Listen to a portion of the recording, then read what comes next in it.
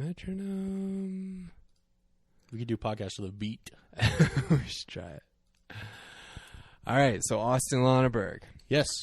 Do you have any thoughts on AI? I don't know. I generally think it's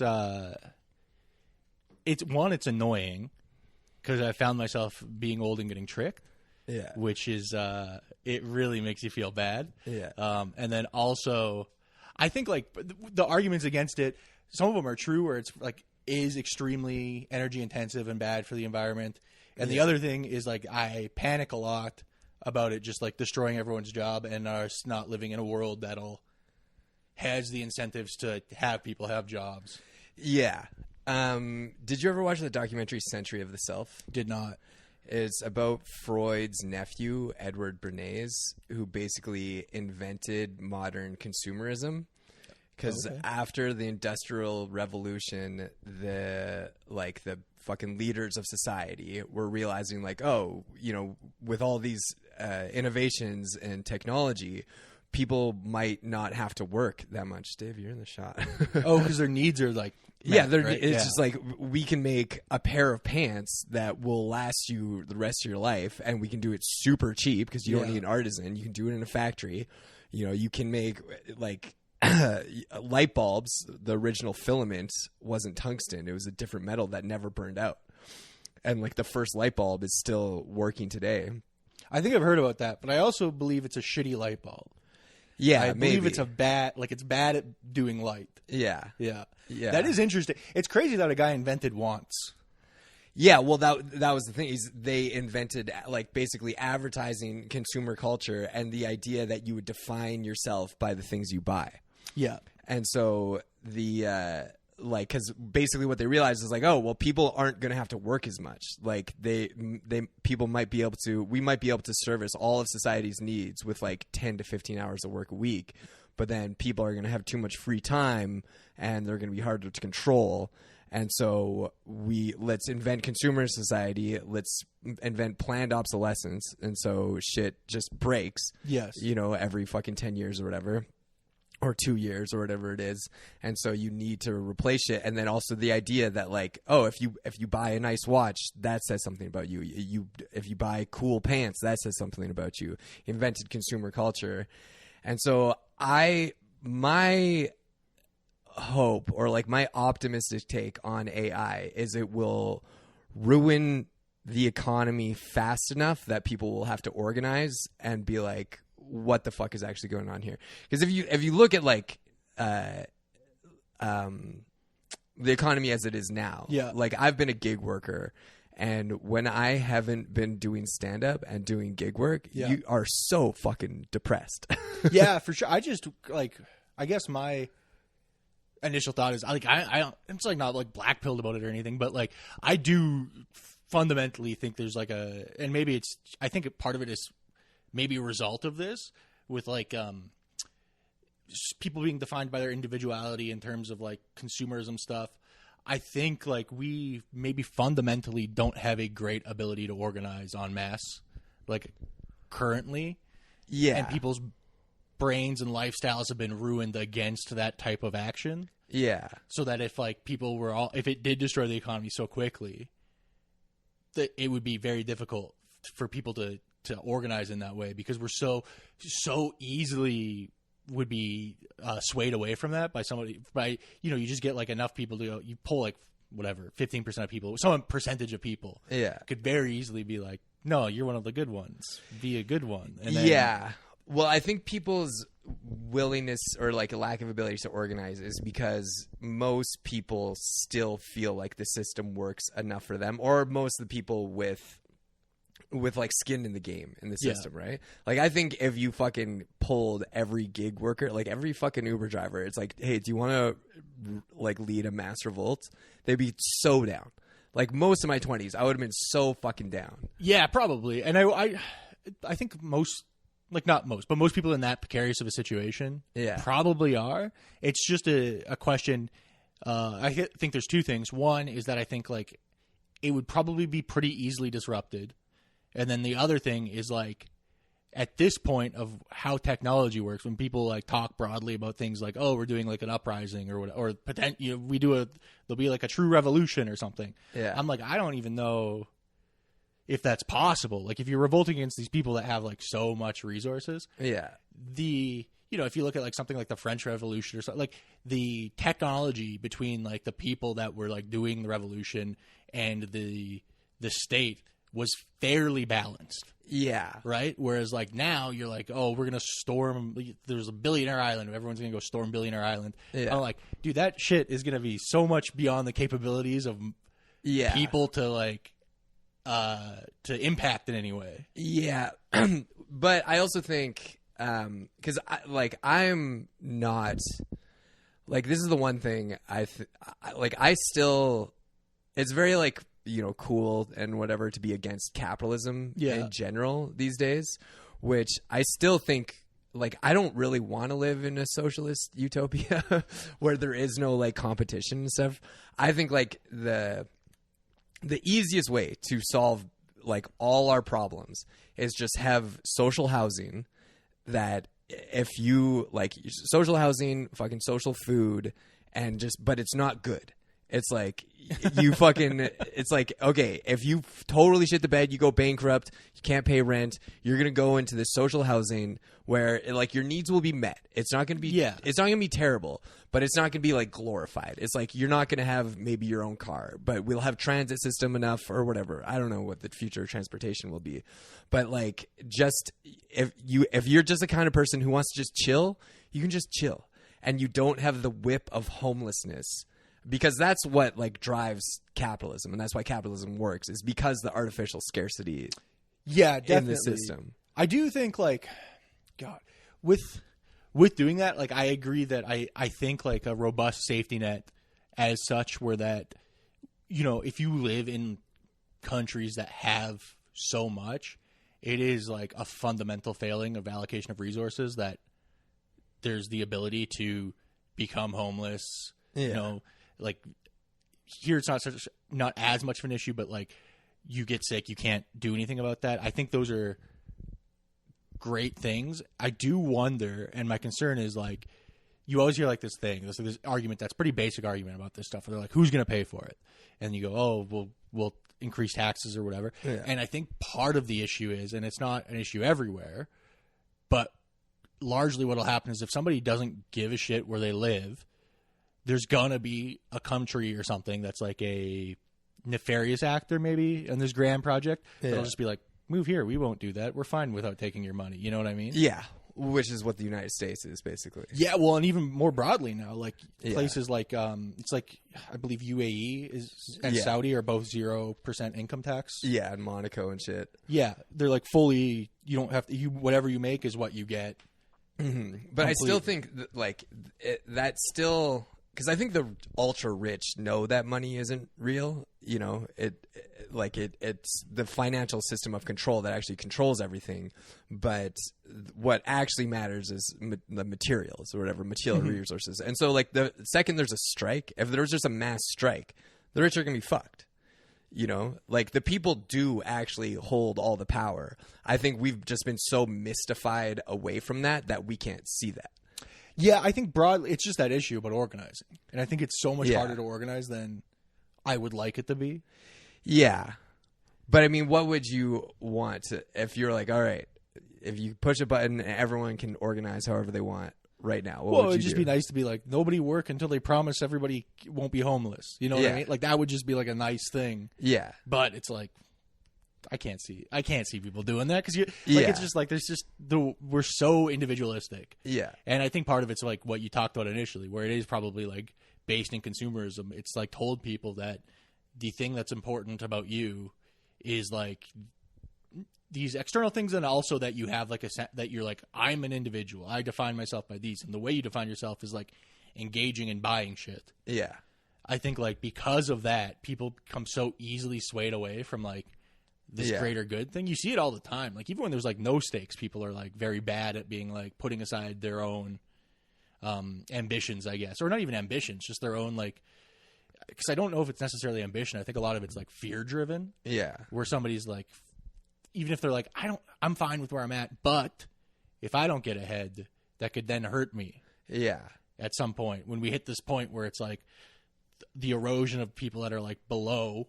Yeah. It works its way up. Like you want to, in their head, maybe they're like, I want to get as high as possible financially so that like I'm insulated as much as I can be from any sort of great economic collapse or whatever, right? Yeah. But that's why I think AI might help, right? Because like the people at the, you know, if you look at fucking someone working at a hotel or like Walmart, we're so many people just in our day-to-day lives where it's like they have fucking shit. They're working minimum wage jobs, no path to success, maybe not any way to better themselves. A lot of people just aren't fucking smart enough to better themselves really that much, you know? And so for the majority of people, the people who have money, who are like voting, who the politicians, they cater to their interests, they still are fine with the system. Like I think in the social circles that we run in, because we're comedians and so we're hanging out with people who are fucking broke and shit and, you know, artistic left wing, it seems like this shit is more popular than it actually is. Oh yeah, I don't think it's broadly popular. Yeah, like, amongst people with like jobs and stuff. Like whoever's done it, the broad they of the world, I guess. Yeah, they have done a very good job of like distracting folks against what is the source of their woes. Yeah. Right? Like when they see people, you see it all the time with like people that I know, because I work a regular job and I have like regular friends. When people see people that are homeless, the person that makes them angry about is the person they're seeing be homeless. Yeah. Like they're not like seeing them and be like, oh shit, there was like years of, you know, if they're like an indigenous person, they're not going to be like, oh shit, there's like generations of fucked up stuff that happened to this person and their family. Yeah. They're put in a position. They don't see that. They just go like, this fucking guy's pooping on the sidewalk. I like a clean sidewalk. Like they don't, there's no thought beyond that. Yeah. Yeah. Yeah, that is true. And especially I think Canada has such a fucked up system because we spend so much money on homelessness, but not actually trying to fix it. We're just like, hey, fucking line up. We'll give you drugs and food. You know? And so like, if you look at the downtown east side, it's something like, I forget the actual number. The number I think it was like fucking 47 million a day or something. That sounds insane, but it's millions of dollars every day in the downtown Vancouver side, and it's not getting better. And honestly, I think part of that is this idea that you have to let people stay addicted to drugs, which I'm fully against. Yeah, I think like there's a weird reaction. I think it comes from people seeing folks not have empathy towards people that are like less fortunate just broadly. Yeah. Where you'll be like, you know, you'll be talking to somebody, be like, dude, this fucking homeless guy tried to fight my friend for no reason. And then they'll be like, oh, you fucking you're an evil guy that hates homeless people. You're like, no, I think like he shouldn't be homeless. Like we should find a way to make that not happen. Not that it's okay that he is that way. But I do think because it's whatever, it's just causality and cause and effect and stuff. But you'll see that like, because there's so much rhetoric against folks that are like that, that the initial reaction, if you go like, that's bad that's happening. People are like, oh, you don't have empathy for them? And you're like, no, I just want them to actually get better, as opposed to like... Yeah, there's this weird thing in left-wing circles where it's like, even complaining about homelessness as a like societal issue is like, you don't want to let them live their lives. It's like, no, their lives fucking suck. We should fix this somehow. Yeah. And it's not fine. This isn't fine. Like, I think it's gone away a bit now, but I remember in like 2018, people even complaining about the homeless situation in Vancouver. You'd be like, oh, you're just scared. And it's like, no, they're fucking running around stabbing people. Yes. Like, it is an issue. Be very scary. Yeah. But do you know Alberta actually is doing that? Like, if you're homeless and drug addicted in Alberta, you can get, we basically have infinite beds for anyone who wants to get sober. And you can stay in sober living for as long as you want. Yeah, I do know they are. I don't think it's as voluntary as that. My understanding is that at least what's proposed is like, essentially like forced rehab. Well, that's what they're proposing now. But up until now, there's no legislation for forced rehab. I kind of think that's a good idea. Like because it's like because I'm a fucking alcoholic addict. I've had addiction issues, and so I have so much empathy for fucking alcoholics, drug addicts, and whatever. I don't think it's their fault. I think it's a mental illness or combination of genetic and social factors. And so I'm not like, oh fuck these people. I do have empathy for them, but the idea that like when someone is so addicted to drugs, it's like they've lost their capacity to make decisions. And if they are negatively affecting society, it's like if I did the shit that homeless people are doing, I would go to jail. Yes. Like Ryan Williams had this really good joke about how like the drunk tank is only for alcoholics. And so if you're passed out sleeping on the street and it's like, oh, he's drunk. And then it's like, oh, if you wake up and you're addicted to meth or whatever, or you're on heroin, it's like, okay, no, just leave him there. Yeah. And so it's this weird, like, double-sided issue where it's like, if you're fucking on the street causing problems, you should be, like, it shouldn't be punishment, but you should just be sent into rehab. It's like, listen, you fucked up. Your life sucks shit. Yeah. Get help. Yeah, I think I do think there is something to that. I guess my concern is, as somebody that, like, has not had major addiction issues, is my, like, broad understanding is you kind of have to want to be That's sober, all bullshit. You think? Yeah, there's so much fucking myths and horseshit in the sobriety industry because so much of the sobriety industry is just run by fucking people who got sober and now think they're experts because they don't drink. And it's like, it's my huge problem with AIA is like there's so much just bullshit mythology. So much of it is spiritual based, like God based, which I have no problem with God. I'm a very spiritual person, but like the idea that you have to want to get sober, so many people are forced into sobriety. So many people. That's what an intervention is, right? Yeah. And it's like if you're in that state where you're so addicted that you can't imagine not being addicted, like that's the thing. Is like if you get put into treatment, mandatory treatment, you have to detox. It's like, yeah, of course you're not going to want to do that because when you're in like the pit of addiction, like I've been there with alcoholism because like I was never like a daily drinker, but I'm a binge drinker where it's like if I drink once, well, actually I can usually drink like 1 or 2 times before it all goes to shit. Usually the first time I drink, it'll be fine because I'm super careful. It's awesome. Yeah, oh, dude, it's the best. I mean, it kind of sucks how awesome that one is. The one is so good. Maybe you get 2, because like, but you're so careful the first time you drink. Yeah, of course, because you're like, ugh, playing with fire here. Yeah, and then you drink, nothing bad happens. And you're like, I got this. Yeah, and it's the thing that they say in AA where it's like you, if you control your drinking, you don't enjoy it, and if you enjoy your drinking, it's because you're not controlling it. Okay. And so I'll go into like deep alcoholic binges where like I'll drink, fucking embarrass myself terribly, feel so bad about it, and I'm like coming off, and apparently I'm bipolar. I don't really believe in it, but that's fair. But I'll be so depressed, feel like shit. And the only thing I'll want to do is keep drinking. And then I'll do that for like a week straight. And to the point where you're like, you can't even imagine not having another drink. Yeah. Because you're like, as soon as I stop drinking, it's so much pain and misery waiting for me on the other end. And like, eventually I always do. And it's always so hard. The last few times I've needed to be supervised, basically. I'll be like, someone has to watch me because if left on my own devices, I will drink. Dude, I would fucking hide alcohol around like my neighborhood because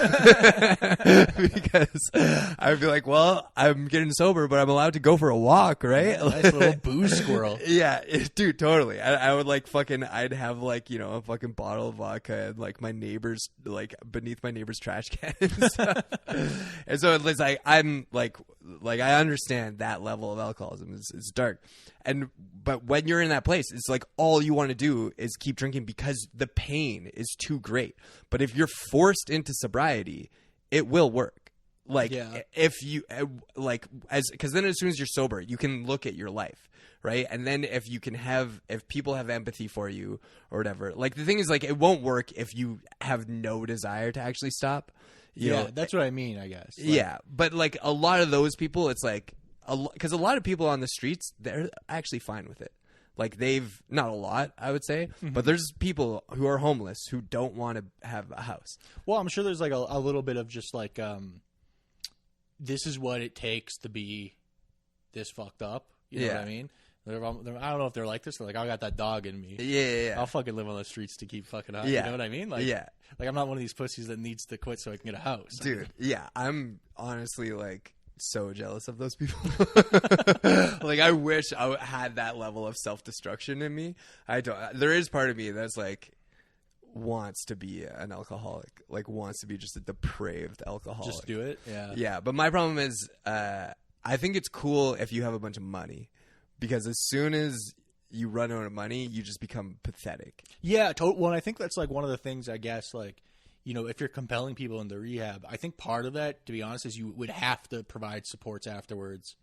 Yeah, that's the thing. That cause them to not be homeless. Because I will say, if you're a homeless alcoholic, I bet one of the only things that's worse than that is to be a sober homeless person after that. And you're like, yeah, fuck, I have all of the stigma of being a homeless person attached to me. It's hard to get a job because like who's gonna hire me? I don't have a house, you know, like all this kind of shit. But also like I'm just like dealing with it all the time. Yeah, because I think like once you're at that level, I don't know how easy it is as somebody who's never been homeless and like visibly homeless too. I think is part of it, right?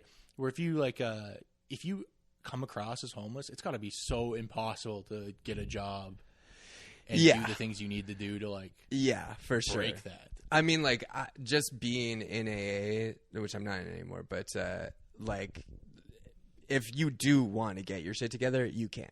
Yeah, like there is a bunch of support if you want to get sober and you want to get off the streets and you want to get your life together. If you can actually manage to stay sober, because that's what most of homelessness is like addiction issues. There's some people who are just like too crazy and it's like heavy mental illness or heavy addiction, which is also essentially heavy mental illness at that point, right? Yeah, it's basically the same thing. But for those people, it's like fucking there's so many, like if you go to AA, fucking probably a third of the people at one point were homeless. Well, it depends what group you go to. Yeah, a lot of times it's just like I could not drink less than 3 glasses of wine a night. I'm like, shut up, bitch. Yeah, that does seem insane. But the thing is, like I firmly believe that, and it's not even really a belief because it's like we have the evidence. Having homeless people costs so much money. Yes, it costs society so much. It costs more than it would to house them and provide treatment. When you look at like fucking, you know, emergency calls, break-ins, thefts, like lack of business, you know, people going to certain areas because they just don't want to. Yeah. Like Vancouver is fucking crazy. Like you've been to like downtown. Yeah. It's insane because like it's also like the downtown east side is also one of the most expensive places to fucking live. Just because it's like downtown Vancouver. Yeah, it's a great location. Yeah, and so you have like these like double gated apartments and just like fucking, you know, crackheads sleeping outside and like people chasing each other with fucking knives and shit. Yeah. Yeah, I don't know if like, I guess compelled rehab, it makes sense from like a perspective of just like it is so hard to volunteer for it, because also once you start asking for something, somebody's going to be like, yeah, you want that? Give me money to do that. Right? Yeah. Whereas like if it's compelled, like there's at least like I don't even know if business case is the right word. There's like a case to be like, well, we won't charge the person because we're forcing them to do this thing. Right? Yeah. Yeah.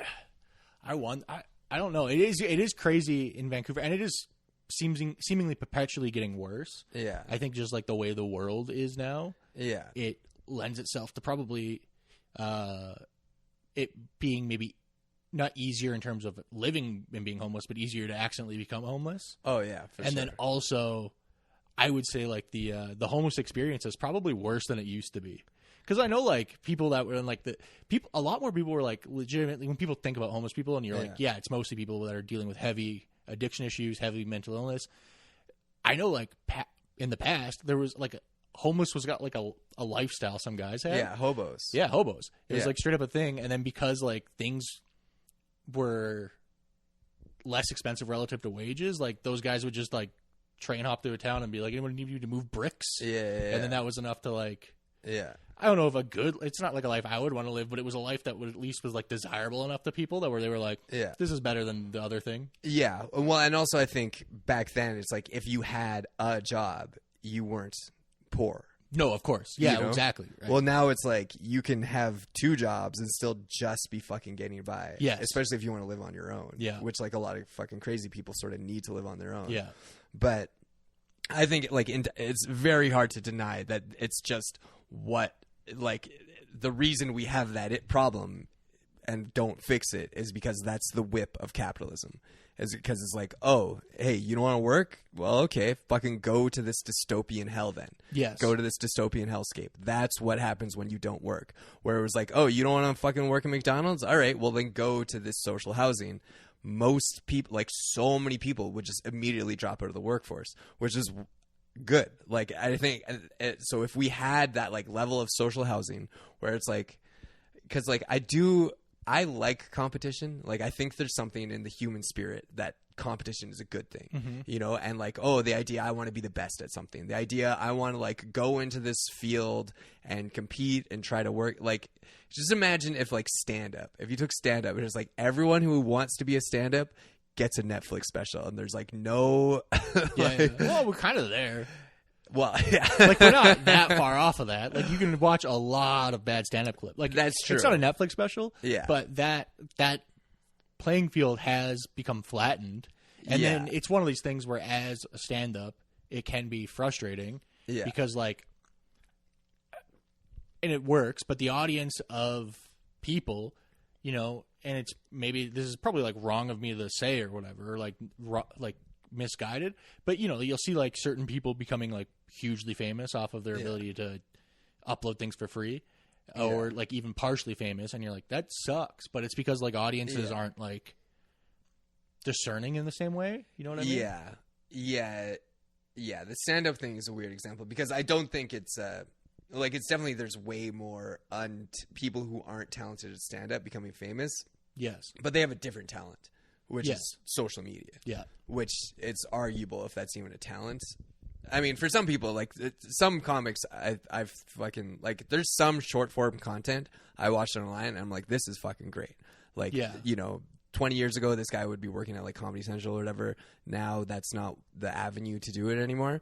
But and then also because I think it's a wider audience base, and because of like the industry breaking down, it's like I think it's so hard to tell. It's so hard for me to. Do you think people are getting dumber? I don't know if they're getting dumber. I think like their ability to engage in that dumbness has become like more encouraged. Yeah. Like they're not getting dumber in terms of like I just don't think that's like how that works. Yeah. But I think like if you want to be your dumbest self, society now is set up in such a way where it's like if you want to feed that dumbness and like really engage with like the laziest, worst parts of like and worse is like subjective in this case because who even gives a fuck? Yeah. But you can just do that. Like you can just wake up every day and turn on your phone and like watch weird short form content that's like stolen from other people or what, you know what I mean? Like you can just do that, and that's honestly probably the easiest way to. It's the easiest thing to do. Yeah. Right? Yeah. And if you want to do anything else, that like actually requires some effort. Yeah. Yeah, that's true. Because like if you were just a dumb guy 40 years ago, 30 years ago, you would just watch TV all day. But then at least you were watching something that was curated by smart people. By a person. And eventually, in theory, you'd probably like get bored of it and go to sleep or something. You know? Or like whatever. Yeah. Or there'd be like an incentive to be like, the TV doesn't have that much shit on it. Yeah. That's good. So I'm going to like go outside, have a social life or whatever, right? Whereas like now it's like, no, you can watch just insane garbage all day. Yeah. That also completely feeds into whatever your biases are, because it's like the thing that's showing you that is trying to get you to continue to watch that. Yeah. And not piss you off. Yeah. So it's like, or piss you off in a way that's like compelling. Yeah. And then, just like reinforces everything you already believe. Yeah. Yeah. I think that's, definitely the biggest problem. Because, it's weird because it's like, are people are getting dumber, or does just everyone have a voice now? But also I think people are getting brainwashed more easily.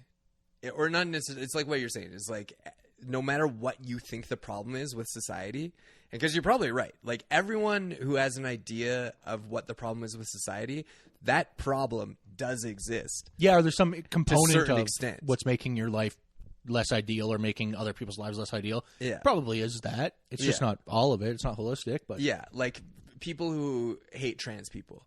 It's like you could spend all day, every day, watching content that legitimately, like, there's people trying to brainwash kids into being trans or whatever. You know? Because like this is what I think the problem I have with so many people on the left is like the criticisms of people on the left, or any criticisms, like things are always more nuanced than I think people want to admit, you know, with left-wing issues.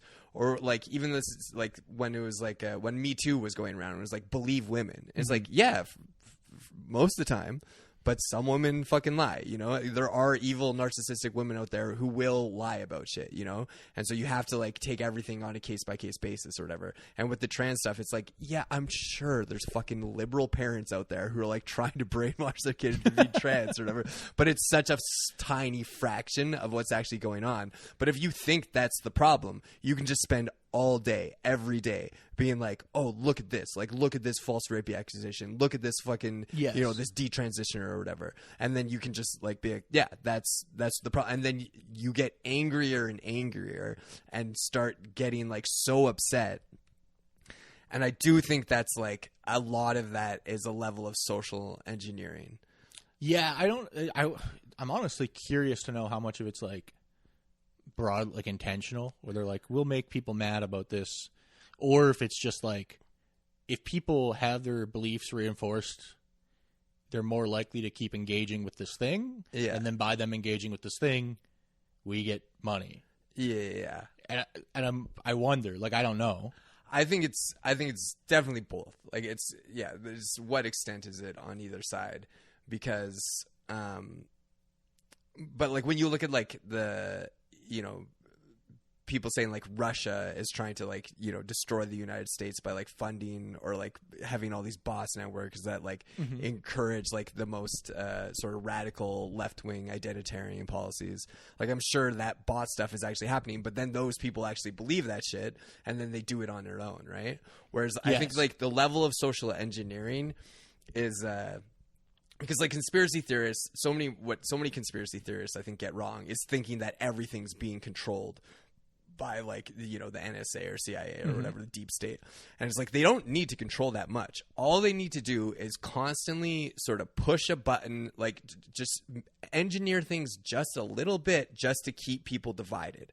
And so, and it doesn't matter what they're being divided on. So I guarantee you there's fucking CIA people, like, you know, or deep state or whatever being like, yeah, let's start a communist revolution. You know? Oh, for sure. Well, that's just like how they, because you see that with, you know, they were doing it specifically like after 9/11 are the ones that are like clear to me, where there was like a number, and I think you see it sometimes with like right-wing militia groups where they'll be like, oh yeah, we busted this militia group, and it's like fucking 7 of 8 of them are CIA guys, and one of them's like a guy that's like not that smart. It's like drunk at a bar, and they're like, we're thinking about getting some explosives, and he's like, yeah, I'll do that, we'll do that, and then they just arrest the one, and you're like, that's such a crazy misallocation of resources. Yeah, and like that, those are the ones you hear about. Yeah, you know, and it's like, how often is that shit actually going on? Or when you looked at the Black Lives Matter protests, did you see that video of there was like this black guy walking around his neighborhood, and he's like, there's a fucking pallet of bricks in the middle of the street. He's like, there's no construction anywhere around here.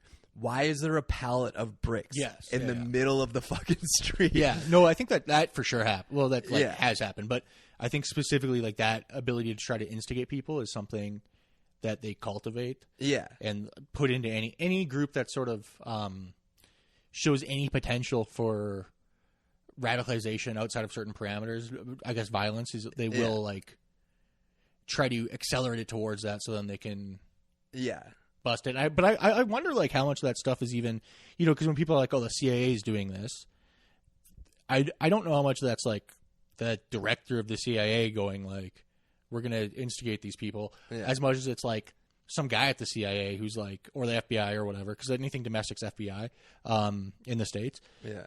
How much of it's like just like one guy who's like, I want a promotion. The way to get promoted in the FBI is to show meaningful arrests. Yeah.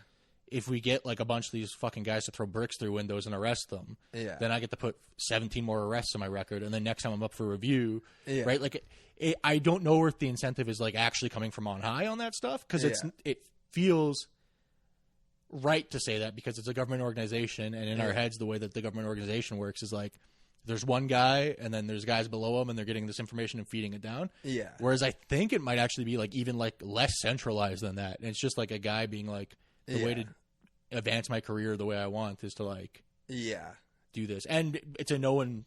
I guarantee it's like a known way to do so to get those arrest records up or numbers up. So then you're just like, well, this is a way to do it. We'll do it, right? Yeah, for sure. Have you heard of Gladio? Yes. Yeah. That is Gladio is like the European anti like communist. Yeah. It was stuff they were doing in the 60s, yes. Yeah, after World War II, because after World War II, like communist and socialist parties in Europe were hugely popular because they were the ones who were fighting the Nazis, because all the right-wing parties were like, yeah, fucking go Nazis. Yeah. And so after World War II, the United States left stay behind. They were called stay behind networks. Yes. In Europe, who were doing fucking terrorist attacks. You know, to anytime like a left wing party was getting too big, they would fucking they blew up a train station once, killed fucking 80 people, injured like 400, and we're like, oh, fucking look what these left wing people are doing. Time to like fucking vote for the right again or whatever. And so like my whole thing is like the people. There's so many examples of shit like that where it's like Operation Northwoods or whatever, the proposed false flag attack. It didn't actually happen, but there was a proposed false flag attack where it's like, oh, let's blow up a submarine. And there was a fucking false flag attack in World War II, the Lusitania, to get fucking the United States into World War II. And it's like these people, the people who run society at like the very top, I think just truly don't give a fuck about people, you know, like the majority of people, like, and the ones who aren't elected, like, and I 100% believe there's like a deep state. I should read more about it so I can talk more, you know, without just sounding like I'm talking about my ass. But like there are just like the people who control things I think realize that there's a very few people at the top benefiting from keeping people divided. And so all they do is just like push division on the left, push it on the right. Because if everyone like started coming together and be like, wait, why are we working so hard? And it doesn't, like, we have infinite amount of resources. Because like for the majority of human history, all humans were trying to do was just survive. And if you could survive, it was like sick. And like, yeah, there was leaders, there's people who in like castles and kings and shit, but even they would like might starve, you know. But now we live in a post-scarcity society where we could truly have like a global utopia, but then the people who control shit at the top wouldn't be in control of everything. And I think these people are like, to a certain level, like demonic or whatever, you know. Right. Like, have you you know about the fucking, what was that thing, Alex Jones and that John Ronson? Bohemian Grove? Yeah, Bohemian Grove. Yes, I do know about it. My understanding is it's like rich people being weird, ultimately, is what it is. Yeah. It's like, there's a lot of stuff around this. It's like very crazy to talk about. Like, demonic Satanist stuff that like, do you like this is it's kind of like a left field out of this, but it is kind of related to Operation Gladio. Do you know like what O9A is? Have you ever heard of this? What's that? Dude, it's nuts. And they're like doing things, and it's what is essentially like this, like, it sounds so crazy. This makes you sound like I have schizophrenia. It's like a satanic like murder cult that's like their ultimate goals. It's like accelerationism, which is broadly the belief that like what they want to do is like cause society to collapse. Yeah. So that then afterwards, a lot of them are Nazis. A lot of afterwards they can have like a white fascist utopia. Yeah. And it's one of these things where when you hear about it, you're like, what the fuck? Like, this is some bullshit. But then there's fucking guys now that are doing shit like school shootings, or like there was and they're being arrested for this. Yeah. Guys in the States, like Adam Waffen Division was like a group of like neo-Nazis that are accelerationists were planning to like knock out the power grid on the East Coast, so then it would like sow chaos, and then they do a bunch of like terrible murder and stuff. Anyway, collapse of society type stuff. Yeah. But what's interesting in terms of like the Gladio stuff is people always will call people in this, like they're always accusing each other of being feds, the people involved in these. And there's like one guy, and I can't remember his name, and I should look it up, and maybe I'll look it up after when you're talking, he is like a publisher of a lot of these works. So there's like a lot of like seminal works in this that are like these modern neo-Nazi texts called like Siege and stuff that are all about this sort of idea of like broadly neo-Nazi. Also, a lot of it is like on purpose decentralized and on purpose confusing, so that you sound crazy when you talk about it. That you are like, it doesn't make sense to people looking into it, and that the people aren't actually like connected in terms of like talking to each other texting wise. But this guy who's publishing all of this works had the biggest publishing house. He's also like a FBI informant. The FBI has paid, I want to say like $150,000 to over the course of like 15 years or something. Like it's like they've given this guy like a shit ton of money, but he's also still active in this community. Like it's a very weird thing where you're looking at it, you're like, was this guy like a Fed, or is he encouraged? Because these people are still doing shit. Like they're still shooting schools and like using the iconography. It's like and live streaming it, so it makes people go crazy. Like as part of what it is. So anyway, it's very crazy. I wonder though, in terms of like what you're talking about. Like I don't know if like when people talk about like CIA with deep state stuff or whatever, that's like invested in controlling the world. I don't know how much of it's like actually like guys going like, this is what we're gonna do, as opposed to just like, you know, we're encouraging a system that encourages people to act in such a way. Yeah, that's exactly what I think it is. It's not like, oh, we're going to control the globe or whatever. It's just like, let's just, you fucking anything to sow division, right? And so you just like push a little bit. Anytime there's an opportunity to like divide people, push a little bit, you know? And like, this is my most like, you know, bro, a controversial take is I do think a lot of the, like, after 2008, when the fucking everyone was like, you know, 99% want to Occupy Wall Street and everything, that was right when identity politics really started taking off. And like, there's evidence, like fucking Gloria Steinem got like money from the FBI and shit. And I think, and Henry Ford was a huge supporter of feminism, and like, the idea, like, and so I think like you can use like essentially good ideas, feminism and stuff, get women into the workforce. To like, one of the motivations to get women in the workforce was from people on the top being like, hey, we could pay people half as much and make everyone have to work, you know? And it's like so these things, like, they feed off of each other. And like, after, when people were so mad at rich people, that's when it was like, that's when fucking wokeness or whatever really started getting going, which is like, let's fucking divide up everyone into the racial, gender, and sexuality categories. Like the fucking, what's it called? The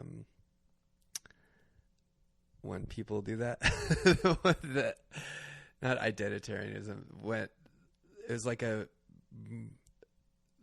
way woke people say what the intersectionality, yeah. That shit was always the dumbest fucking shit to me, because it's like, okay, so it's like, for sure 100%, like, I can get down with all, it's like, yeah, obviously, you know, America's, you know, North America's a fucking white supremacist state, obviously, that, you know, that has, you know, we have roots in that's gonna keep going, fucking all that shit. But it's like, if you really want to look at people's lives who are difficult, and even the way that intersects with all of that is fucking money. Like, if you take a fucking, the most important thing about how difficult someone's life is going to be is how much money they have, how much access they might to, you know, and that was never fucking talked about in all that shit, because I think a lot of the people who are like intersectionals or whatever, so many of them fucking studied it in university, and they don't want to admit that their parents have money because, for sure, yeah, you know, the only people who dedicate their lives to that are people who already have money. Because, like, if you're fucking poor and just going to university, you're not going to get a job in, like, or degree in third wave feminism. You're going to try to actually fucking better your life, you know, financially. Yeah, well, you're forced to, right? It's like, you see this in everything. Comedy is, like, a great example of this. Is like, when people talk about, like, Nepo baby stuff, I think sometimes there's, like, a misunderstanding of how that works. Yeah. Right? Because a lot of times people will be like, oh, his dad's, like, rich, so his dad probably like talked to SNL and said like, put him on SNL. It's like, no, what happened is like he was able to develop the skills required to do that because he had the luxury of like not making money for 12 years. Or yeah, exactly. Or she or whatever, right? Yeah. So I think any sort of industry that's like has levels to it where there's no money for a long period of time off the startup, lends itself to the folks that get involved in it coming from a position where they have some sort of external financing, which is more and more fucking jobs. And I think like that's the other thing where it's like, the way the world works, it doesn't have to be orchestrated by the CIA. It's just self-orchestrating. Or even like for like law firms, not as much law firms because like articling students gets paid. Yeah, they get paid like shit though. Yeah, they get paid like shit. And so it's like, do you have access to money to keep you going through this time? Yeah. And it's like, yeah, your parents might be black and they might have money. You know, it's not as simple as one-to-one fucking with that shit. It's like, and the majority, it's like, yeah, if white people probably have a head start, but there's tons of fucking poor white people too. Yeah. Well, with that, I think the argument kind of broadly is like, why do we have to like adjust for it? And I think there's validity to it where it's like, more white people have more money so that the jobs that require you to have external financial stability will then perpetually continue to be more white than jobs that have the other way, right? For sure. And I agree. But so if we recognize that it's not whiteness but money, then why shouldn't we be focusing on the money part?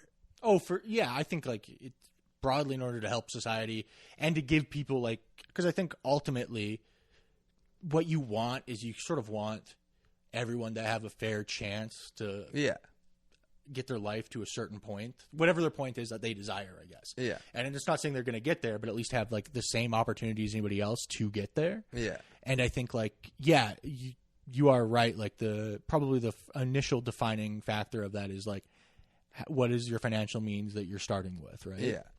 But there's other stuff too. Like obviously there is like, I think this is where, it does become a little bit more about like race and gender stuff is like once people are there, if you are like the first person, the first black person, the first woman, the first whatever, to like, get into those situations, your ability to like advance to your desired endpoint or at least attempt to is going to be hindered by the fact that like, everybody that's existing there currently, or a majority of them, are, white guys or white people or whatever. Yeah. And that causes, and it's like, unfortunately, like a natural thing because of like, even if it's not like overt racism, like cultural sort of connection and understanding. Yeah. That like your ability to like reference certain things culturally is the same. Yeah. You're more likely to hit an endpoint earlier where it's like, I'm here. I've gotten the education. I've done all this stuff. Yeah. But then once I'm there, like if I was a different person, one of these other people would be like more likely to take like a personal liking to me because they're like, this fucking lady listens to the same music I do or whatever. Right? That's true. Although like I read some fucking study or heard someone talk about a study on podcast most likely about how like so much of like the DEI programs and stuff, they do is like obviously the work if you're trying to elevate black people, you will elevate black people, but you elevate black people already from that socioeconomic income. Yes, so it's like you're taking a black person who maybe they wouldn't have been able to get to the level they would without DEI or whatever, but you're still like their parents were doctors or whatever. You're not taking like a black kid from fucking Harlem and then getting him to that position or whatever, because it's the same thing. They don't like if a black person or whatever, or anyone from like a poorer background talks like someone from a poorer background, has those like poorer experiences, they don't want them in those positions. Like the power at the top doesn't want people who have empathy for poor people to get to those higher positions, Well, and it honestly like the system rewards such cutthroat behavior that like it's not only does it not want them to, it's like it's discouraged through the mechanisms of how people become powerful in organizations. Right? Yeah. Like if you are somebody that's like constantly concerned about factors outside of like a business's ability to make money, your likelihood of rising up in that business is decreased because ultimately the business is there to make money. Yeah. And to service anything else above that is going to be a detriment to the business. Right? Yeah. And the whole thing is funneling upward to to cause the business to make money. So I think I guess it's like why we have regulations is like to prevent that from becoming completely like ubiquitous is like the god of everything. But even then, like one of the issues is like the people who make regulations are the people who are high up in the world, and or the people that have influence to make regulations, I guess. And then they have also benefited from becoming like bottom line driven individuals. Like, do you know what like an activist investor is?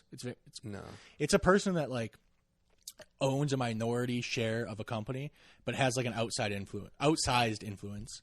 And what this often results in is like, it's somebody whose investment in the business, they'll come in and they'll be like, nah, we got to cut jobs because they're only interested in inflating the stock price broadly. I'm sure there's other kinds of activist investors, but the ones you hear about are people that are like, will buy a large share of a business, but not a majority share. They're not a majority owner, but then drive it just financially.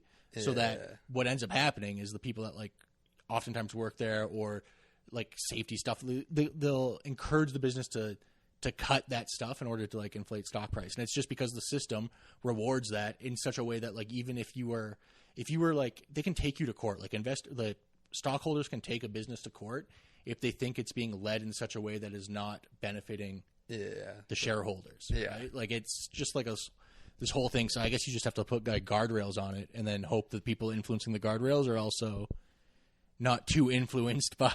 And I think that's when people talk about like capitalism or whatever, because I've been reading I read this book. Have you read Capital in the 21st Century? No, I have not.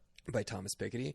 It was really interesting. Like he's talking about he starts with talking about how every society has to come up with reasons for like justifications for wealth inequality, whether or not those are the actual reasons. And for the longest time, it's like, you know, the myth has been like, work hard, get ahead, and you know, you'll succeed. And I think that used to be true, you know, in the fucking like 1800s, early 1900s, somewhat, you know, it's like the harder you worked, the more industrious you were if you wanted to start a business or whatever. Obviously there's always like inequities and stuff, but now it's like, no, the way to get ahead is to just be fucking like evil and manipulative, break the rules, fucking manipulate the stock market, get into positions of government where you can change the rules.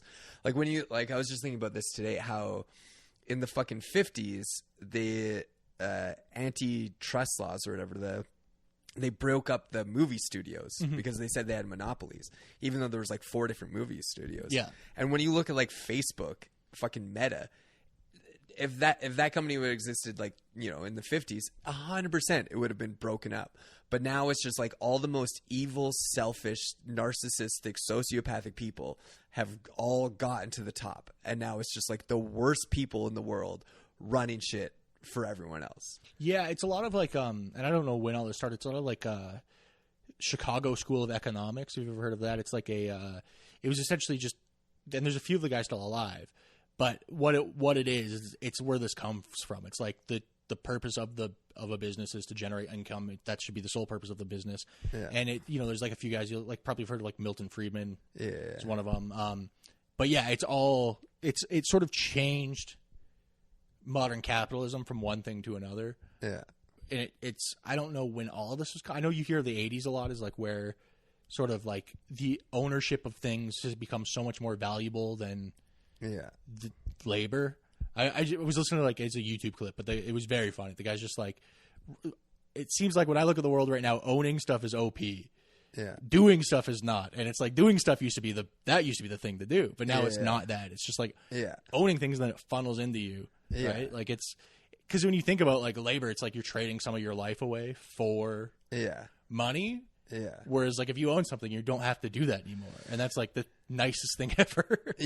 And I think like rich people, because wealth wasn't so stratified, I think rich people, or like the owners of society, even fucking presidents and stuff, the Rockefellers, Rothschilds, they still like they were closer to coming from nothing and actually building their way up. Whereas now we have like fucking just generations of these families who have never fucking done anything, you know, and so they've actually started to believe like the myths of capitalism, where it's like, oh no, this is actually good for society, like unlimited competition, being a billionaire, that actually is good for society. Well, it benefits them, so it's easy to believe things that are exactly benefiting you. Yeah. Exactly. Whereas I think the rich people sort of used to have this understanding, like, you know, when they looked at all the philanthropy they did, they would give money back to try to, like, you know, make their name seem good. But now it's like, what the fuck is Elon Musk doing for people? Yeah. Well, yeah. And I think, like, it becomes like this game where it's just like they want to become the most rich person or whatever, or like this much beat as many people on like the leaderboard of wealth, which is insane. Like, and it's not, doesn't feel like it's going to lead to anything good. I do think also part of it is just like broadly what we're talking about, like the world, because it's like it feels less connected. People feel less connected to the world. I think it makes that stuff easier to do. And I don't know like when this stopped, but rich people used to, like, it's not like they weren't doing anything bad, but they would do like they would also do like grand public projects. They'd open libraries and museums and fund art and stuff. Yeah. And it's just like at a certain point they were like, nah, well, I'm buying an island instead of that. Yeah. And I don't know why that stopped, but it's weird to see those like sort of like social bonds between classes break and continue to break. Have you ever read the WEF agendas? No, I haven't. World Economic Forum agendas, like the Great Reset. No, I've heard about the Great Reset. Yeah. Do you know what the Great Reset is? I think broadly my understanding is like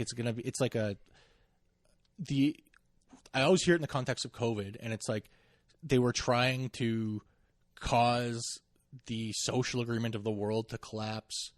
So that's not what because the crazy thing about the Great Reset, it was a fucking document published by the WF. Like, this is the hardest thing to explain to people is like when you talk about what the World Economic Forum is doing and what they're trying to do and what their plans are. They print it.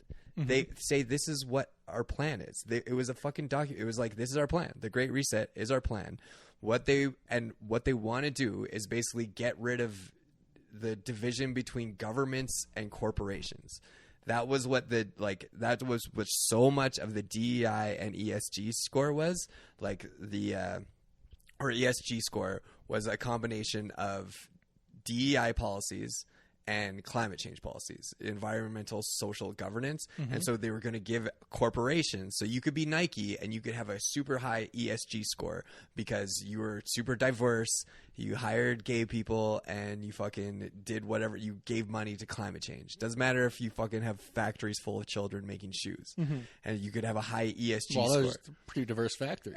Yes, well, they're probably all, fucking but you pick like 7 countries? You got... That's true. And so like have you ever listened to Whitney Webb? Dude, here's the thing. This is my resistance to it. Right. So I'm on the bus one time, and I'm like on Twitter, and there's like a clip of Joe Rogan's podcast on there. Yeah. And it's like the caption on the clip is like, Joe Rogan has just called what's happening in Palestine a genocide. Yeah. So I click the video. Yeah. I start watching it. This fucking homeless guy next to me is like, "You watching Joe Rogan?" Yeah. And I was like, "Oh yeah."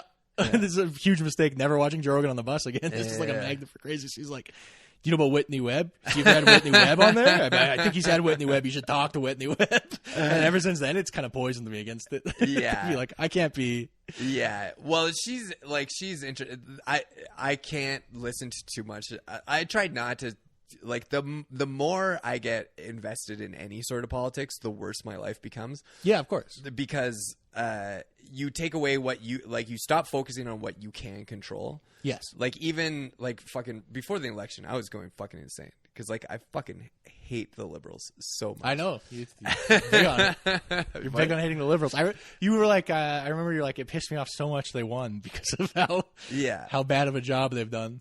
Well, they have done a terrible. Oh yeah, no, of course. When you look at what's happened to Canada, it's insane that they won. Like, everyone forgot that the country was going to shit before Donald Trump got elected, and like for me, it's like I know so many fucking friends who have to live with their parents or are working jobs that fucking 10 years ago they would have been able to buy a house and start a family, and now they're just paying rent in a fucking basement apartment. Yeah, and it's like these are real things. And so it's real issues, but then if you hate the liberals, you get like coded as right wing or whatever. And it's like, no, I don't like. I'm sure once the conservatives get in power, they'll do a bunch of shit I'll hate too, and I'll fucking criticize it then. But the only reason I see people supporting the liberals is because they hate the conservatives. They're never like, oh, the liberals are doing good. Yeah, no, I think people have given up on that. Yeah. I don't think anybody, to be quite honest, I don't think like, maybe because it's been so long since the conservatives were in power, people are like, some people are like, they'd do something good. But I think like, there's just like, it really feels like the way Canada is structured right now, there's nobody that like is offering legitimate concrete solutions. Yeah. I mean, anything that like feels like it would be a tangible benefit to people. Yeah. I don't know. Like people always say that about like, I just look at like the conservatives and just talking about like trying to fix the economy, because the fucking liberals they clearly don't know how to fucking run an economy, you know? And like the economy we were doing great when fucking Harper was in power or whatever. A lot of that though is like related to factors completely outside of Canada's control, right? Like that's like one of the issues with what we are as a country is we're kind of at our base level, we're like a resource exporter. Exactly. We're a resource bank. And then the liberals were like, let's get rid of that. Yes. But not bring in something else. But part of that too is like, extra, like they probably exacerbated the situation, but it's also just like what was happening when Harper was prime minister is like oil was so valuable, on a global level, and it's not that anymore, right? Yeah. Like, is it not? It's not like much? It's not like it's worthless. It's still like a valuable commodity, and companies that trade in oil are doing well right now, partially because of like what's happening in Europe with Russia, but it's. What happened, like the big revolution, was that the United States has become very good at getting their own. They weren't doing that previously, right? So, like when you hear about fracking in the States, what that's allowed them to do is become less dependent on us for both natural gas and oil, but it's increased supply. So the demand has dropped, and it's not like I want to say, you know, and this isn't even accounting for inflation. When I was in like junior high or high school, junior high, I think is what happened. We were at like $100 a barrel of oil, and right now it's like $60. You know, So like, try to think of anything else in the world that has decreased 40% during everything else in the world increasing probably 25 to 50% depending on what it is, right? Like, yeah, for sure. I'm not saying that the liberals did a good job. I don't think they did, and I think it probably like took a situation that was bad for our economy and made it worse, which is not what you want to do. Yeah. But it's when there's like such a focus on like if we just allowed these projects to go ahead, I don't know if like that's also the answer, right? Yeah, I don't know. It's the whole oil thing. Like my other conspiracy take is that like, well, actually, no, I don't know if I really believe this about whether or not there is like an alternative source of energy that's being suppressed by the Illuminati. Okay. But I don't know. But like, even just like aside from the economy shit, if you just look at how fucking corrupt the fucking liberals are, like most people don't know the government was prorogued because the liberals were giving themselves hundreds of millions of dollars to their own fucking, and from this green slush fund, they're just awarding contracts to all their own people. They've been caught doing this shit so many fucking times. They're breaking the law repeatedly, and the Supreme Court is being like the fucking Supreme Court of Canada ordered them to give documents related to this green slush fund thing, hand them over to the RCMP, and they're like no, and then they prorogue government. They're just doing shit where it's like, it drives me crazy because like Canadians will be like, I'm so political. Donald Trump is so evil. It's like, you don't know fucking shit about what's happening in this country. You don't even fucking care. You know, you don't care about politics. You care about entertainment, and fucking Donald Trump is entertainment or whatever. And so I think just to like, and it's just, it drives me so insane that the liberals fucking got in power, increased immigration to levels that were completely unsustainable, you know, and fucking made housing go so high, and then Justin Trudeau leaves, and then the next guy to come in power is a fucking central banker who owns a who was the CEO of a company that is buying up all these residential fucking apartments. Yeah, well, Brookfield's a huge property manager, residential and commercial. Yeah. It's just like, what the fuck, you know? Yeah, I think like you're not wrong, and it's like they did a bad job. I just don't. Yeah. I think like when people go to vote, I think like the big issue is like a lot of apathy around like what our options are, because I think like, you know, one of the issues with us being just such a resource based economy is that like it's it's so influenced by external factors. Yeah. That it puts us in a disadvantageous situation.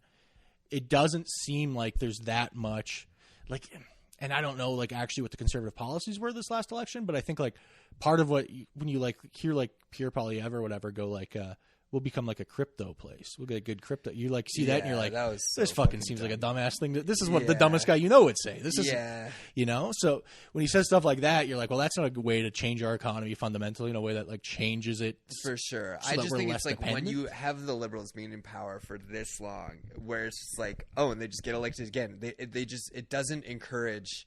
It's just like you just got to get them out of there for a fucking term. Yeah. And then maybe they can come back with some good ideas. Also, Jagmeet Singh was a fucking dumbass. Like, well, they also, right, that's the other thing. So there's no, you know, if you look to the right of the Liberals or the Conservatives, you go, this is uninspiring. You look to the left of the Liberals, you go like, these guys are just like liberals, but that can cause like instability. Yeah. I said like, that's all it was like, oh, they have enough seats where they can like, fuck up the Liberals if they want to. So it just like creates like a weird tension. Yeah. And I think so many people in the NDP, because fucking woke politics or whatever were huge at the time, and like woke shit is always most popular amongst university educated, like rich people doing well. Because people who are actually like fucking, there's no woke people on like a construction site or whatever, you know, even though there's tons of minorities and stuff. Yeah. It's like people who are actually working jobs, that shit doesn't apply to them because that shit isn't for them, you know. And no, like, of course. And it doesn't impact their life. Exactly. Like, and the identitarian stuff, it's always like, they're always talking about like that's why they're so focused on the entertainment industry, because it's like, oh, there's not enough, you know, black people doing this, which they had a point. Like fucking, that is the weird thing is as the woke stuff went, it's like, yeah, they did raise good points. It's just a lot of their solutions were garbage. Well, and it's like just, you know, it's frustrating as a comedian that's a white guy to be like when it's such a focus of how that works, where you're like, yes, it's a problem here. It's also a problem like probably a much larger problem on the boards of large corporations, but because those people aren't visible, there's but there's like way less incentive for people to go like, look at the board of Exxon, you know, like why is there no black ladies running Exxon or whatever? And it becomes a thing where you're like, fuck, man, as this one industry, we get a lot of attention from this. Although I want to say, I'm not at all talking about myself. I probably at one point I was like, when the fucking woke shit was first going and there was still some semblance of an industry. Yeah. I was frustrated with it. But now it's like the fucking... The industry can't do shit for you anyways. No, the industry doesn't really exist. Yeah. The industry is like nice for your ability to like tell your parents you did something and them go like, yeah, exactly. Holy shit, I heard about that. Yeah, CBC's debater. It's not bad. Yeah, for sure. And so this is what frustrates me about all this stuff too, is because like when I talk about it, people go, oh, you're an angry white guy. It's like, no, because you're ignoring economics. Like you want to fucking say we want to make the world a better place, but like the wokest people I know, the people who got the most into like intersectionality, and every person I know who like said they were intersectional feminists or whatever, it was always the dumbest fucking people I knew, right? Like it was never someone who I respected their intelligence before that, you know? And I knew people who were just like, I knew people who got like fucking 6-figure jobs who before they got into like wokeness, they had no training in anything. Yeah. They just like, there's this one woman who like got a board seat. I'm not going to say too much in the rare chance she hears this, but she was making tons of money with no training, and all she did was just like talk shit about white men on Twitter all day or whatever. Yeah. And it's like, I don't care that people are talking shit about white men. It's just like, I, as someone who like cares about socialist issues or whatever, or cares about actually trying to make the world a better place, it's like, you're not doing that. You are dividing people. You're not talking about economics. You're not building coalitions. You're not trying to actually make things better for fucking hotel workers who are like, you know, all Mexican women or whatever. You're not like, you know, fucking poor black people. That the shit doesn't help them. It helps like middle class people who want good jobs, you know? Yeah, for the most part. And honestly, like it's, at least in terms of like our industry, in terms of comedy, it's like fairly done. Like the only thing now is like either shit to tell your parents about, or like if because we're Canadian, going to the States, it doesn't require the industry. Yeah, but it is helpful to get the visa because you have to like tell them you're good at comedy. Yeah, and there's no like comedy resumes or like a coding test you can do. Yeah. You can't like go up to like a bunch of like United States officials, and they're like, do 5 minutes and we'll see. Yeah, that is We'll true. see if you're visa worthy. You know, like you got an interview, but you got to prove it. Like it's the way the industry is. It's all based on like these like cosigns of various organizations. Yeah, that is true. Then you can like try to link in or people, and then try to link those into other things, and then you know, like to get your visa. I feel like I have just doing JFL Northwest, CBC's Debaters, and now Winnipeg. I feel like that's probably that's enough enough, festival shit that now it will be. But it's like with Shane Gillis being the biggest comedian in the world, it's like wokeness is over in the comedy industry. You know, and you don't even hear about that shit. It's just, and complaining about woke now is fucking stupid. It's crazy. It doesn't exist. Well, honestly, like complaining about it, like. It's like one of these things where like I'll be like, oh, I'm thinking about politics. I never do politics. Yeah. Like I just don't. That's the thing. Me too. I think about this shit. I've never fucking done anything. What do you do? I listen to a podcast. I go, fuck, man. Yeah, exactly. It's like I haven't organized shit. Like I'm not doing any of that. And it's like, I mean, it's a good idea, and it's like I would encourage, I guess, other people to do it. But it's like, I'm not the guy. I'm not motivated. Although I will say, like, I don't know if maybe I would. I mean, this is total fucking victim blaming, or not victim, but just me talking shit or making excuses. Is like, I remember fucking 2013, 14, like being a left wing person when the fucking identity politics was really getting going, and then even having an opinion as a white guy, people were like, why would we fucking listen to you? Like, it was for a time, it was really fucking annoying. Oh, for sure, yeah. And it's mostly over now because it stopped being cool. Because I think everyone, as soon as, because like I think it was really took off amongst some millennials, because I think it was co-opted the energy of the 2008 economic crisis, and then like once it turned into the identity politics, then I think like anyone who could use those identity politics to it always seems so fucking self-interested to me, because like all the people who are advocating for it, like I was dating a white woman when the term white, and she was like so fucking, this is Vancouver, she's so like woke or whatever. Well, I feel like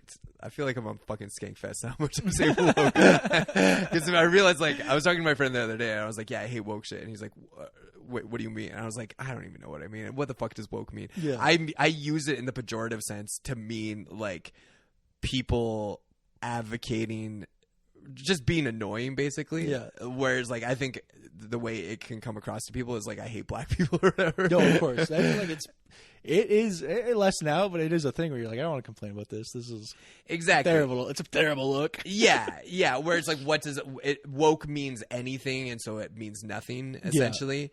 Yeah. It to me, like, I use it as like, and I should stop using it entirely, but I just mean like the annoying people who didn't actually have a fucking point, who were just trying to say shit and didn't, just like dumb people like making shit up about nothing and having bad solutions for stuff. Yeah.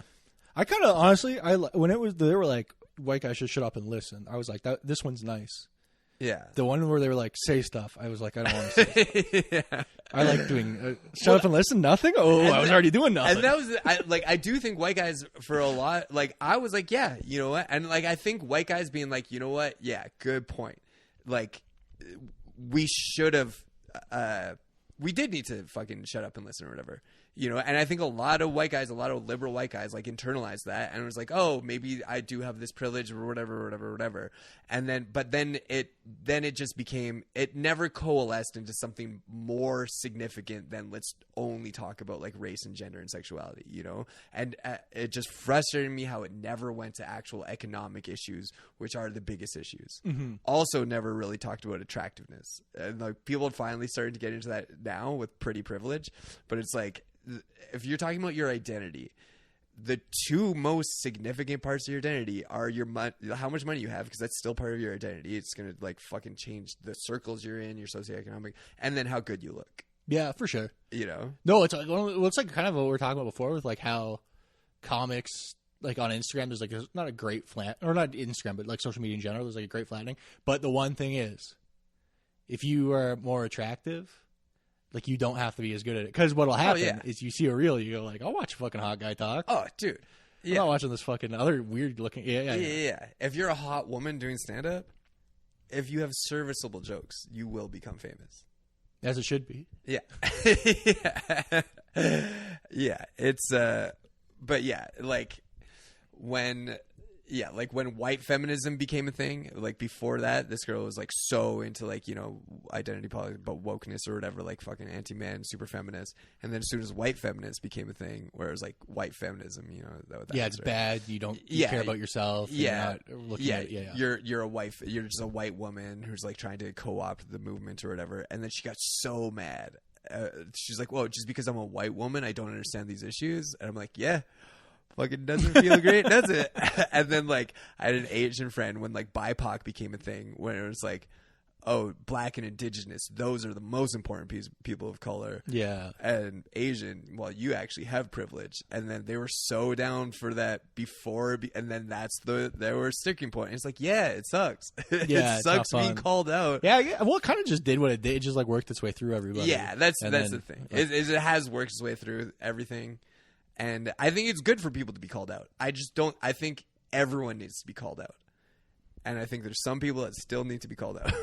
Yeah. Well, it was like, you know, it's one of those things where it gives people which is like bad, but it always like if you give like people like an easy avenue to dismiss people wholesale. Yeah. It's always like kind of a negative thing. Yeah. And that's the thing. It's like judging people on their fucking race and gender and being like, oh, you're, like, we're going to put you on this hierarchy of race and gender, regardless of who you are as a person. It's like, that was such a destructive idea.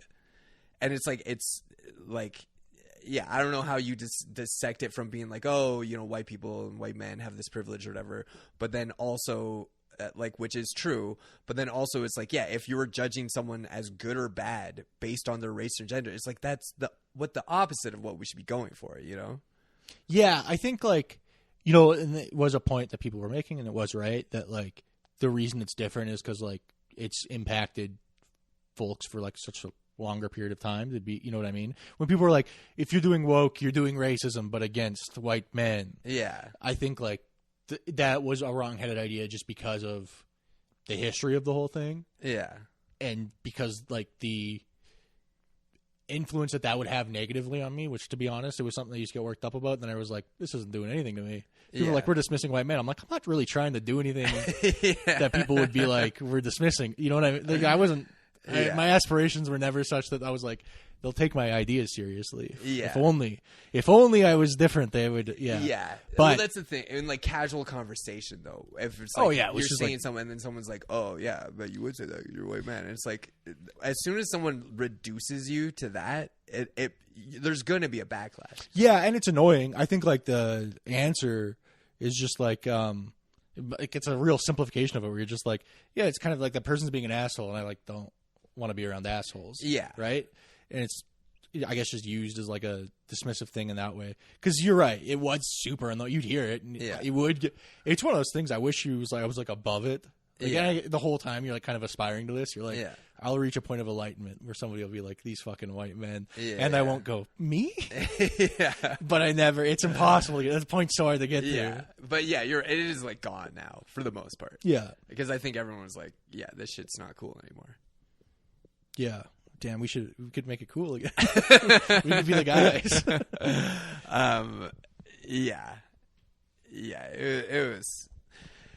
It was a weird time. Everyone was getting, but then my conspiratorial part is like, when you look at like, okay, it's just like, again, like the 2008 thing where it's like fucking everyone getting fucked over by the rich. And it's like, oh, now let's break everyone up into their racial categories. Yeah. So they can't ever coalesce. And I'm like, it seems, I can't prove it, but it seems like it was funded by the deep state, you know? We just got to find the spreadsheet. Yeah. Yeah, exactly. So you guys got like a spreadsheet where it's columns of races. Yeah. Then we'll cancel them. All right. I got to go to Long McQuaid to return this shit. All right. Sick.